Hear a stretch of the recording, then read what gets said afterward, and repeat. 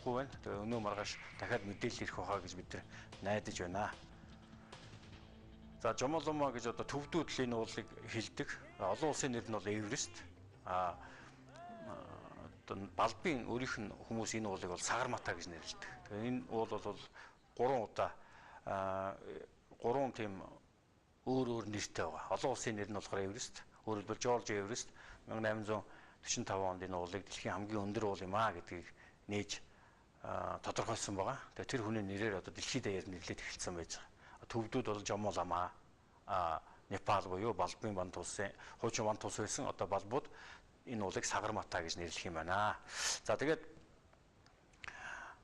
түрүүн ярьсан тэр Анрита гэдэг залуу уулчин бол ангал дээр тавьсан тийм шатан дээгүүр бэхлгээгүй явж байгаад амиа алдсан гэж байгаа. Тэгээ энэ шат, энэ ангал энэ дээр яаж бэхлэгээ хийдэг энэ талаар бас бид нэр дүрс бичлэг олж тав хүндээ үзүүлж тайлбарлахаар бэлдсэн байгаа. Тэгээ одоо энэ дүрс бичлэгийг үзээд түүн дээр тайлбараа цаашаа өргөжлүүлье. За ингээд мөсөн гол, мөсөн хүрхрээ гэж байдаг, урд талаас нь авирж яхад Хуумбагийн мөсөн хүрхрээ гэж байдаг. За энэ нэг 6 км орчим юм замбраагүй унсан одоо урсж байгаа хөдөлгөөнтэй байгаа юм мөсөн том одоо байшин шиг 9 давхар 10 давхар байшин шиг юм том мөснүүд байдаг. Тэгээ энэ дээр халуун дулаан улирал бол хагардаг, нурдаг, хайлдаг, байн хөдөлгөөнтэй байдаг. Тэгэхээр энэ байшин шиг том хөлдөө цас мөсийг бол уулын багаж хэрэгслэл тоног төхөөрөмжөөр хэрэгслийг ашиглаж гарахаас гадна ийм шатнууд тавьдаг. За энэ бол шат бол хоёр янзын тэр тухайн мөснийхөө байрлал хэлбэрээ шалтгаалаад хоёр янзаар тавина л та.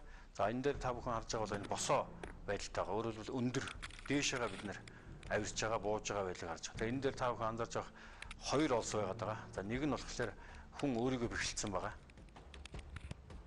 Нөгөөх нь болохоор хүн өөрийгөө шатанд бэхэлсэн байгаа. Нөгөө нэг олс нь болохоор нөгөө мөсөндөө одоо шүрүүпээр өрөмдөөд тэрэндээ энэ мөсөө олсоо бэхэлсэн байгаа. Тэрнээсээ хүн өөрөө бэхлэгддэг. Тэгээ шатанд байгаа бас нэг олс байгаа. Тэрэнд өөрийгөө бас дахиад нэг бэхэлдэг. Тэгээ өөрөө хоёр гараараа барьцсан байдаг. За энэ бол хэвтээ ийм шат тавьсан байж байна. Өөрөөр хэлбэл хагарал, мөсний хагарал ангал байж байгаа. За энэ мөсний хагарал ангалууд бол янз бүрийн өргөнтэй, нарийнтэй байдаг. За энд бол одоо хараагаад гарчих жишээтэй. Хүн хараагаад гарчих жишээтэй. Гэтэл зарим газар бол 6-7 метрийн тийм өргөнтэй. За бидний 2005 онд явж байхад бол 6 метрийн өргөнтэй тийм ангал байсан.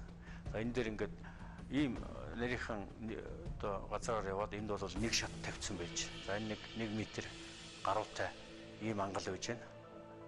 За энэ дээр нөгөө Анрита маань одоо тэр харагдаж байгаа олсонд өөрийгөө бэхлээгүй, тэндээс бариагүй, өөртөө эрдэж бардаж явж байгаа л унсан гэсэн ийм мэдээлэл байж байгаа.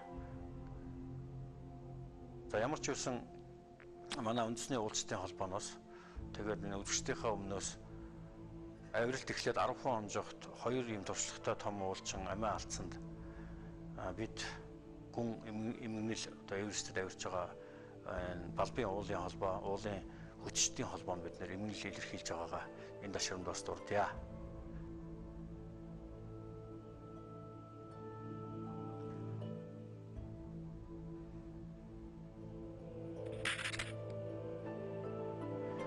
За ингээд яг энэ шат бол одоо жил бүр одоо ирэх жил болгон ингээд өөрчлөгдсөн байж байгаа. Өөрөөр хэлбэл энэ мөс байн хөдөлгөөнтэй хэлбэр дүрсээ алдсан, дээшээ ангал нь томорцсон, эсвэл нийлээд одоо алга болчихсон байх жишээтэй. Яг бол тэнд зундаа бол одоо яг өдөрт бол өдөр нь бол нэмэх 25-30 градусын халуунтай байж байгаа.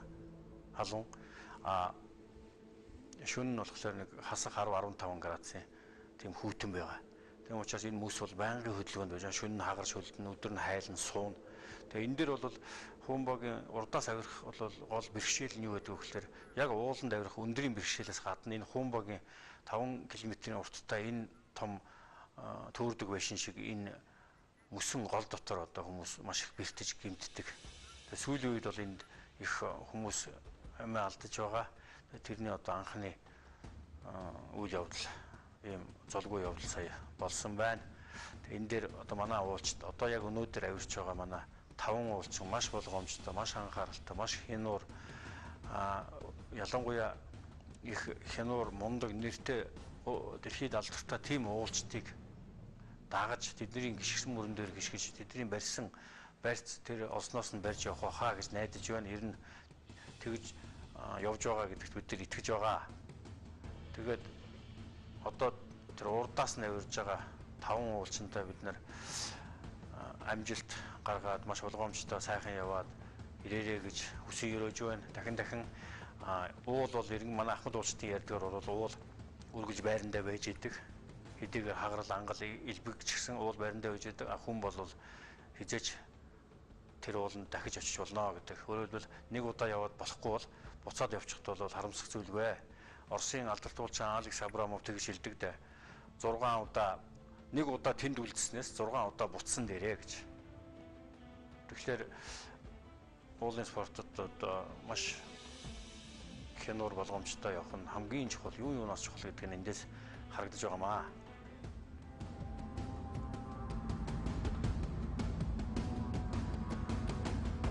Уулчууд оргил дээр гарчаад амжилтанд хүрчээд тэгээ буцахтаа бол хамгийн их осолддог гэж ярьдаг.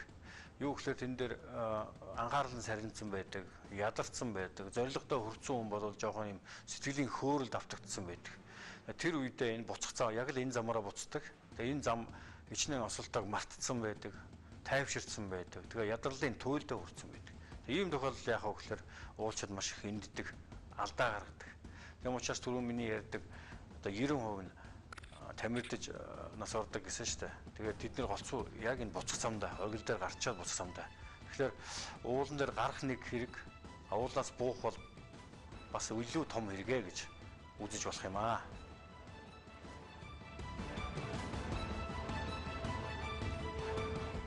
За хойдлоос авирж байгаа манай Батэрд нь бол арай хялбар байгаа. Юу нэхлээр яг ийм одоо ийм байнгын шаттай ийм мөсөн голдон дураа нэг их явахгүй.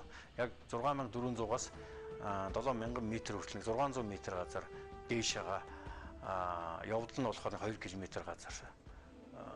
Тийм уртааш 2 км дээшээгаа 600 м газар жижиг мөсөн голоор авирдаг. Тэнд бол нийтдээ 2-3 шат байгаа. Босоо болон хэвтэй шат байдаг. Урдаас яг одоо энэ дүрс бол урдаас авирж байгаа. Энд бол нийтдээ 30 гаруй шат байдаг. Хэвтэй босоо.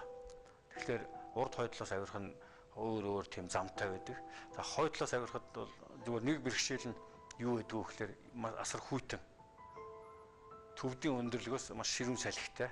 Тэгээ салхи бол мэдээж хүйтэн байх жишээтэй. За ингээд та бүхэндээ өнөөдөр Эверестийн эргэн тойронд болж байгаа мэдээлэлээс хүргэлээ.